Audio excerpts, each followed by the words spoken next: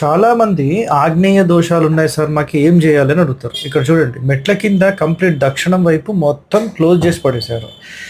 ఇది క్లోజ్ చేసిన రోజు నుంచి సమస్యలు మొదలైతే మళ్ళీ ఇప్పుడు మనం ప్రజెంట్ ఏం చేసామంటే దీనికి కంప్లీట్ ఓపెన్ చేయించేసాం. చూడండి మెట్ల కింద కంప్లీట్ ఓపెన్ చేయించేసి మొత్తం దాన్ని ప్లాస్టింగ్ చేయించి మళ్ళీ ఇక్కడ మేము సెక్యూరిటీగా ఎలా పెట్టాలని చాలామంది అడుగుతారు కదా. సో చూడండి నెక్స్ట్ ఎపిసోడ్లో ఇక్కడ చూడండి నెక్స్ట్ ఫోటో ఇట్లాంటి ఒక డిజైనింగ్ మీకు ఫ్రంట్ కూడా కనిపిస్తుంది కదా, ఇంటి ముందు ఫ్రంట్ అలాంటి డిజైన్ మొత్తం అలైన్మెంట్ స్టార్ట్ చేసాం.